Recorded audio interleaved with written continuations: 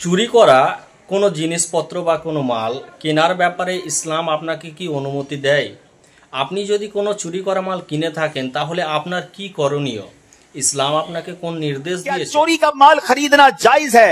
बताइए फतवा अहले सुन्नत में इसका क्या जवाब लिखा है?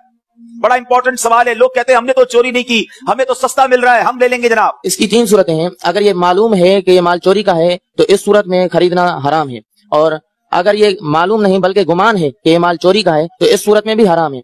अगर ना मालूम है ना गुमान है बल्कि बिल्कुल यकीन है कि माल चोरी का नहीं है तो इस सूरत में खरीदना जायज है। लेकिन जब मालूम हो जाए कि माल चोरी का था तो उसके मालिक को लौटाना फर्ज होगा। अगर उसका मालिक ना मिले तो उसके वारिसों को लौटाना फर्ज होगा। अगर वारिस भी ना मिले तो फिर वो माल फकीरों को दे दे। जनाब, शुबा भी है कि चोरी का है, मालूम होना तो दूर की बात है, शक भी है कि चोरी का है तो नहीं खरीद सकते, खरीदना हराम है। और नॉर्मल तरीके से खरीदा, पता ही नहीं था, फिर भी पता चल गया तो अब मालिकों को लौटाना लाजमी, मालिक ना मिले उसका तो वारिसों को लौटाना, वरना फकीरों को सदका करना। এই ভিডিওটি আপনি অপরকে শেয়ার করুন যাতে করে তারাও এই চুরির ব্যাপারটি পুরো বিষয়টি জানতে পারে এবং আমল করতে পারে।